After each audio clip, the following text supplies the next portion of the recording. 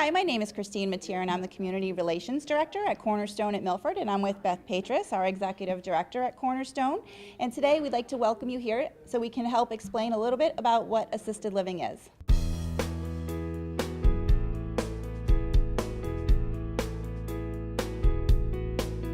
So Christine, probably we both introduce or meet families on a regular basis that they're always curious about what assisted living is, right, and what assisted living is not. What do you find as kind of the biggest misconception out there? I think most people think that we are a skilled nursing facility. They don't realize that we are a social model. You know, though we have nursing oversight, that they still think they get the two confused, and they are very different. I think I come across individuals have an idea that absolutely no way could they afford assisted living, that it's so expensive.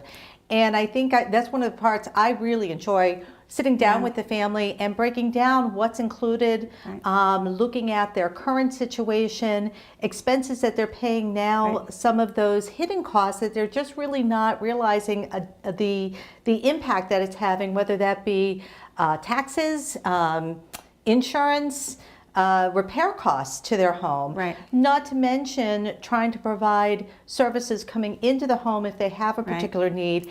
And it's great when we can sit down and kind of go through all of those options, compare it to what a monthly cost at assisted living would be, and in many cases it's really the same, if not less, depending on the level of services that they have coming into the home. Do you find that? I do, and I have to say I think a lot of families don't realize how many options are out there for them to pay for assisted living as well. You know, whether it's the veterans benefit or PACE, or, you know, every community is a little bit different, and it's an important question that families need to ask going into that is, you know, what affordability options do they have?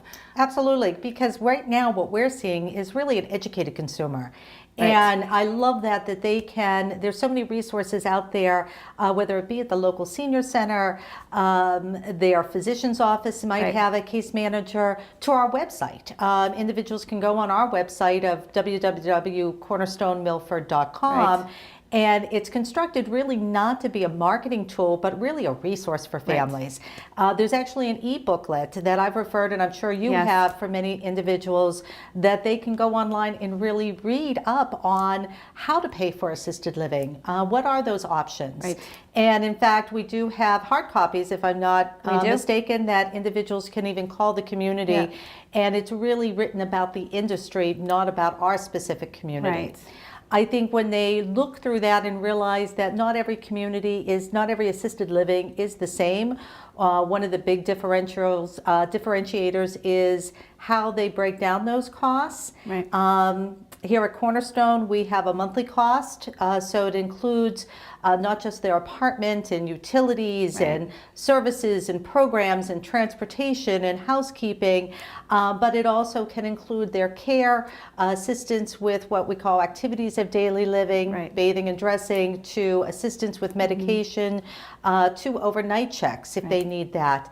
Other communities may look at it on what they call a tiered price. Have you come across that? Yes, and I think that's the biggest thing I try to educate families when they come to visit, is to make sure you're asking that question. You know, is medication included, that medication management? Is it SAM, which is self-administered medication, or do they have a higher level of medication management, LMA, limited medication administration?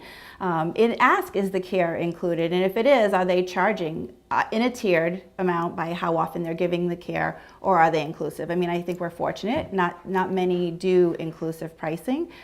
So it is an important question, because at the end of the day, you want to know what your bill's going to be every single month. And I think to make it simple for families, again, looking at, is this a community that has all of their charges bundled in one monthly cost, so there's no surprises at the end of the month or the end of the year. They can forecast. Is it a community that has tiers, where they're going to fluctuate between those tiers as their needs change within the month or within the time of their stay there? Is it a community that has it charges by the minute? So at least you're preparing yourself, you're doing your due diligence, you're doing your research to know what to expect.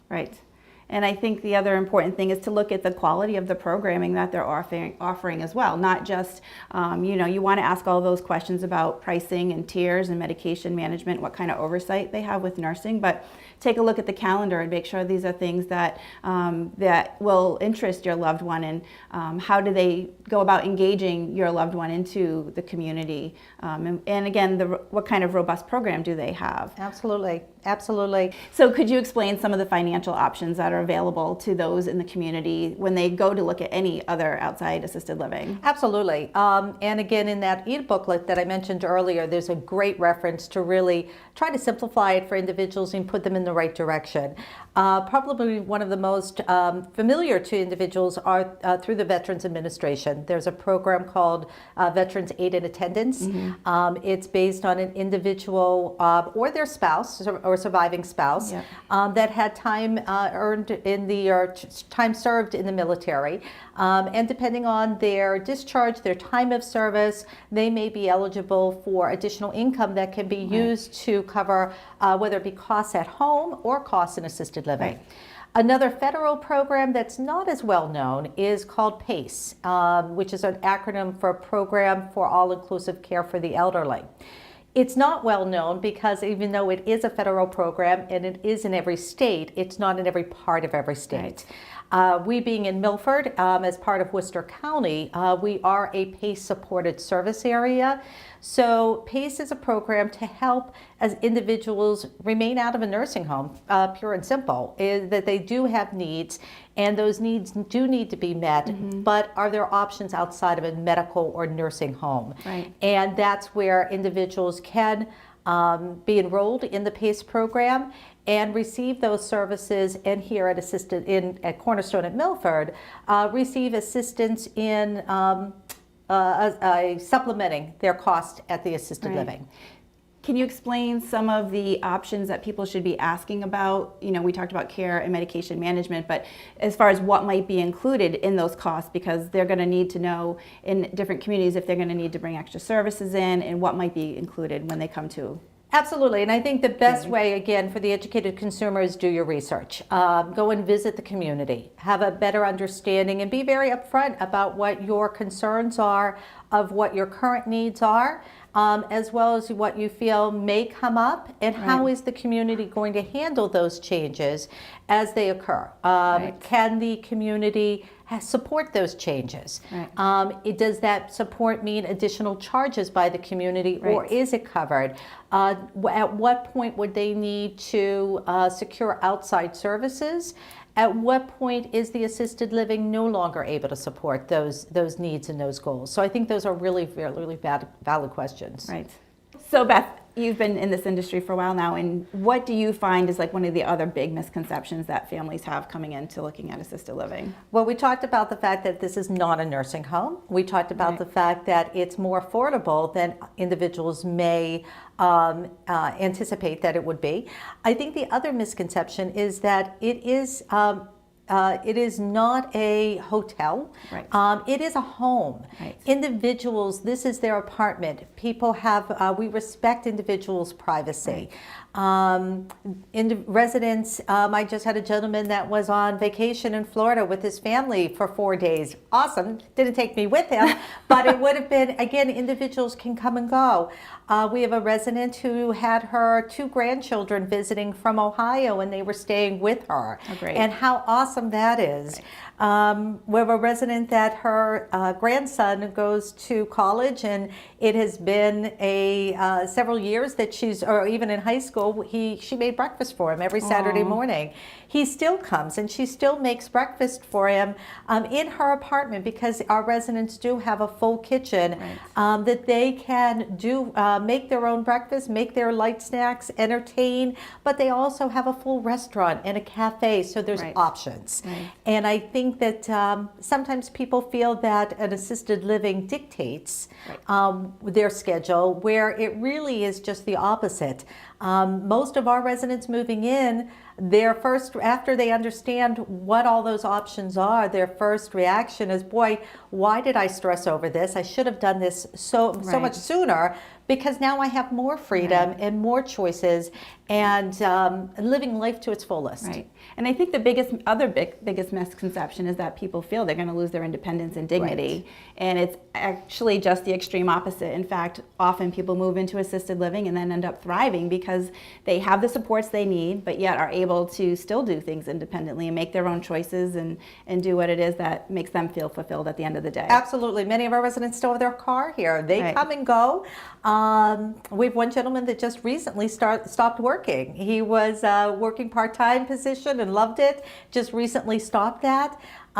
We have residents that have their pets here. Right. So again, it is just like your own home, but it's your own home with a lot of friends close by, a lot of services if and when you need them. Exactly. Could you explain as to what options are available with apartments as far as, decorating or staying here in the community? Absolutely. Majority of our residents they have their own style, their own taste, that favorite chair that they love to sit in, and most of our residents will bring in their own furnishings. But in many cases, individuals want to come to the community and they want to trial a stay. They want to kind of try assisted living on for a while and see what that lifestyle affords them.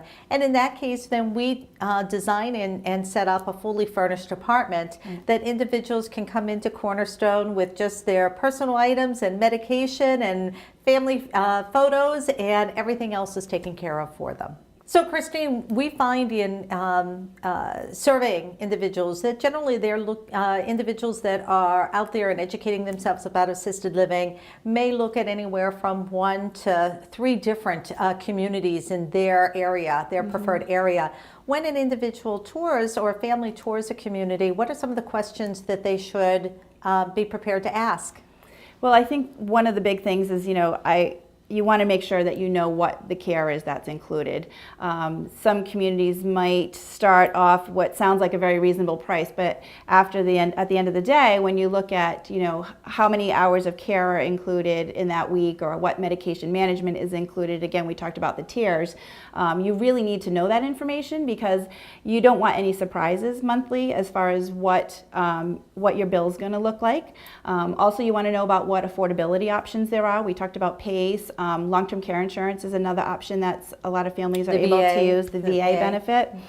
So you want to ask those options as well if they have any. So since you mentioned that individuals should educate themselves on service options or care options, and that may not be what they need now, but maybe an anticipated need down the road, would you recommend individuals have an assessment, and what does that assessment mean? Yes, I definitely feel that somebody needs to have an assessment because you want to know going into a community that your loved one's going to be set up for success. And that community that you choose, like here at Cornerstone, when we do an assessment, we want to make sure we know all about somebody's needs, not just medically, but who are they as a person? Like what kind of things make them feel important and fulfilled at the end of the day, so that we are providing everything that they need, from the right diet to the right care, whether you talked about activities of daily living. Do they need help showering? Do they need help with escorts to a dining room? Should families anticipate that there would be a charge for this assessment?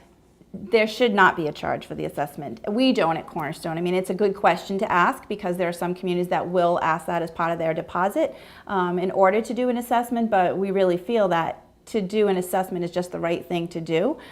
We have to have integrity and make sure that we're able to provide that right care for that person in order to set them up for success. We don't want to bring somebody into the community not knowing that we're going to be able to give them the best care possible. So as individuals are continuing this or starting this process, the few things to kind of recap is that allow Cornerstone to be a resource.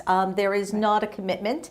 We're here to be an asset to families to educate them on the industry as a whole.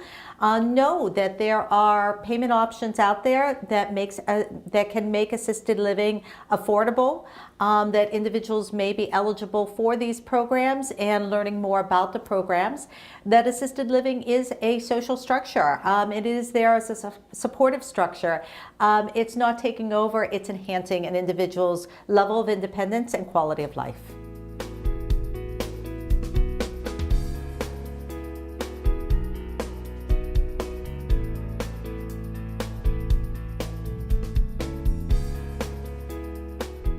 So we want to thank you all for spending some time with us today. I hope the information was valuable and you learned a little bit more about assisted living and about Cornerstone at Milford. Please know that you're always welcome to give us a call or even stop by, take a tour of the community, and learn more information about what would be specific to your situation and need.